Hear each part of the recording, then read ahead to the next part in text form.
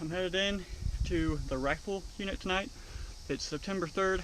This is the area we rifle hunted, seen a good buck on last year, and then I came down and scouted it and seen a smaller velvet buck, a doe, and we think there was a bigger one behind him, but we're not quite sure now if it was the same one, same buck that I seen, or a different one. I don't think that buck could move that fast, but on video it's kind of hard to tell. So we have a trail cam up too, so we'll see what happens tonight. Hopefully that smaller buck comes by. I might shoot him, and if a bigger one comes by, I'll definitely take a shot at him. So we got a long, hot walk in. It's been hot here these first couple days. We've had terrible luck and hasn't been good the first few days here of deer season 2019 in Nebraska. So Brody had some trouble getting into some of our good spots. There was dove hunters everywhere. Last night we went to what we thought was our #1 spot. Didn't see anything, which doesn't happen very often anymore, where we don't see even a doe or something. I mean, all the tracks, all the sign was there. There was just no deer using it. So I don't know if we'll be back to that spot. But tonight we're going to this spot because we know there's bucks there. We've had a hard time finding the bucks these first 2-3 days. So we're going somewhere where we've seen a buck out on the bean field. So that's why we're heading into the spot that we're headed into tonight. So we'll get in there, get the tree saddle hung up, and hopefully we see something. That'll just be a success if we see some does tonight. So let's get to walking. It's gonna be hot. Don't like doing it, but sometimes you gotta walk that far, so we'll head in there. We're just about up to that cedar tree. I'm gonna try to get in. Just about to where we had that trail camera up and where that buck came out. So now we're gonna take it really slow, really quiet this last 100 yards or so. We walked in a pretty decent pace to get to here. But when you're doing these hanging hunts close to where we think that buck is bedded by a pond that's just north of me, you have to go really slow those last couple 100 yards. That's really the most important thing. We've got a northwest wind, or northeast wind rather, which is blowing kind of in this direction. So it's a just off wind for him to be bedded at that pond. So our scent's blowing just off of where he should be right now. If it was a straight north wind, our scent would be blowing right at him, but it's just a northeast wind, and it's switching more to the east as the night goes on. So we got a perfect wind to get in there on him. So slow and quiet, and we'll get set up in that cedar tree hopefully, and hopefully he'll show up. Well, a little bit of a different use for the tree saddle here. I wanted to get up in this cedar tree, but it's just too small. So there's too many branches right at the top to get hung, even with the tree stand, let alone the saddle. So I'm not really get up in the tree like I thought I would, kind of like I wanted to. But next best thing, sitting on the ground up underneath the cedar, kind of using the tree saddle as a way to kind of sit without sitting. So I'm just kind of leaning back on it.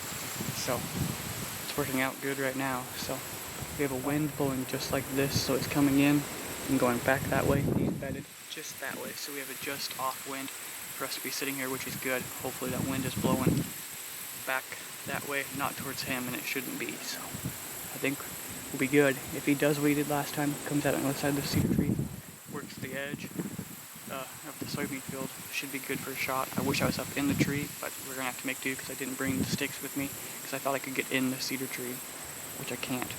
But we'll make do here in the ground. If he does that, I don't think he'll be able to see us. I don't think he'll notice us up here under the cedar tree.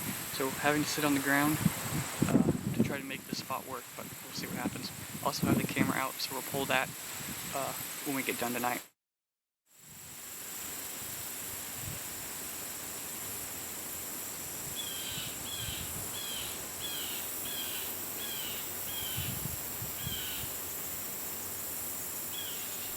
Well, there's a doe right out here in the soybean field.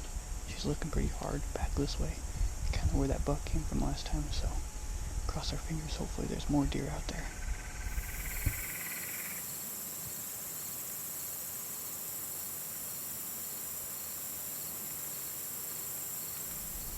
Well, that doe is back out there, pretty much in the same spot. I think he just beds down out there. Got an hour left, 45 minutes maybe.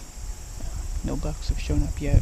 Can't really see the whole soybean field at all, so they could be all down there. Kind of set up in this one spot where we seen them last time, so kind of minimal view now since we're actually hunting, trying to go after them. So hopefully he shows up. Bucks are known to move later in the evening, so hopefully he shows up here in the next 15-20 minutes.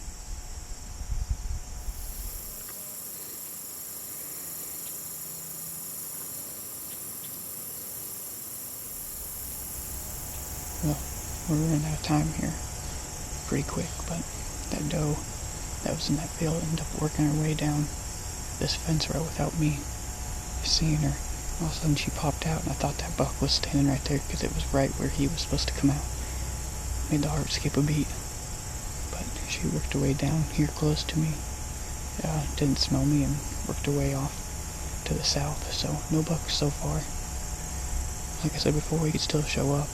Obviously, we still got a little bit of time, but I expected him out by now because he was out pretty early last time I was down here, but that'll probably wrap up this hunt as we're running out of shooting light.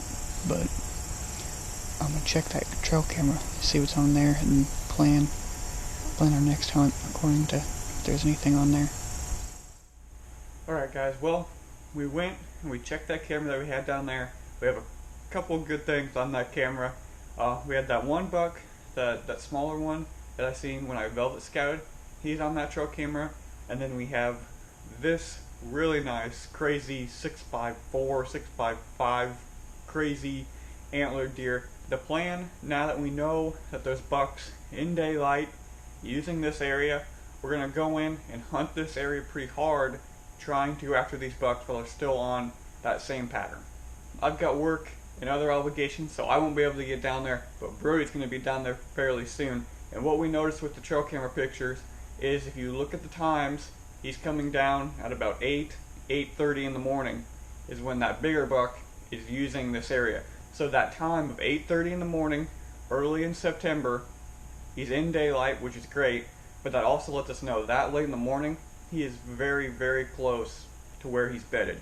The other thing it tells us is which direction he's going, obviously. He's coming from the north, headed south, so that tells us his bedding area is to the south of where we're sitting. So there's a couple simple things that we're using that trail camera for, other than the fact that it's letting us know that he's in the area. It's letting us know that his bedding area is close, based on the time that he's there, and what direction it is. The one other thing it tells us is that we can't access this spot from the north like we have been in the evenings. If we were to come in the evenings and hunt him, that north access is perfect because he's to the south.